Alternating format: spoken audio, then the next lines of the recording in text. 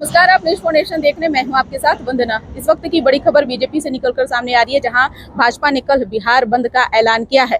बता दें कि प्रधानमंत्री नरेंद्र मोदी को लेकर विपक्ष के नेताओं के द्वारा जो असंसदीय भाषा का प्रयोग किया गया, जिसका विरोध लगातार भाजपा कर रही है। हालांकि महागठबंधन का यह आरोप है कि जिसने गाली दी है वो भाजपा के ही लोग हैं, एनडीए के ही लोग हैं। हालांकि भाजपा लगातार इसका विरोध जता रही है। आपने यह भी देखा होगा कि बीते समय भाजपा के तमाम नेता सड़क पर उतरे थे, आक्रोशित थे। यहाँ तक कि कांग्रेस कार्यालय तक पहुंच गए थे। काफी हाथापाई हुई थी। कई लोगों को चोटें भी आई थी, गंभीर रूप से घायल थे।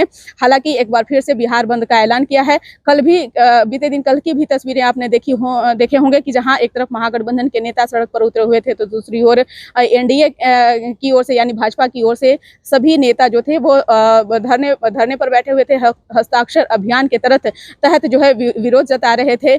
जहां यह जानकारी यह भी निकलकर सामने आ रही थी कि भाजपा के तमाम बड़े बड़े नेता जो थे वह भी इस हस्ताक्षर अभियान में भाग लेते, लेकिन प्रशासन के द्वारा उन्हें अनुमति नहीं दी गई थी। लेकिन कल जिस तरह से बिहार बंद का ऐलान किया है, तो कहीं ना कहीं ये बड़ी खबर है और अब देखने वाली विषय होगी कि इसका असर चुनाव पर जो है देखने को मिलता है या नहीं। एक तरफ जहां तेजस्वी यादव मुख्यमंत्री को लेकर, आपने अभी देखा होगा कि मुख्यमंत्री को लेकर मंच से चिल्ला रहे थे, लेकिन राहुल गांधी चुप बैठे हुए थे। तो कहीं ना कहीं महागठबंधन में भी सब कुछ ठीक ठाक नहीं है मुख्यमंत्री के चेहरे को लेकर। लेकिन दूसरी ओर जिस तरह से अभी एनडीए में भी जो है सीटों को लेकर के रार देखी जा रही है, तो ये तमाम चीजों के बीच जो है भाजपा ने कल बिहार बंद का ऐलान किया है। जिस तरह से सक्रिय होकर सभी राजनीतिक पार्टियां चुनावी मैदान में उतर चुकी है, कमर कसकर अपनी अपनी ओर से तैयारियों में जुट गई है, अपनी ओर से रणनीति बना रही है, कैसे चुनाव जीतना है, कैसे आने वाले समय में अधिक से अधिक सीटें जो है वो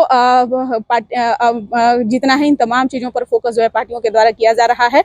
लेकिन दूसरी ओर यह भी तस्वीरें जो है निकल करके सामने आ रही है कि वार पलटवार के दौरान जो नेता हैं वो अपनी भाषा पर जो है नियंत्रण नहीं रख रहे हैं। किसी भी नेता के द्वारा, किसी भी पार्टी के नेता को लेकर के जो है कुछ भी शब्द का प्रयोग कर रहे हैं, जो कि उचित नहीं है।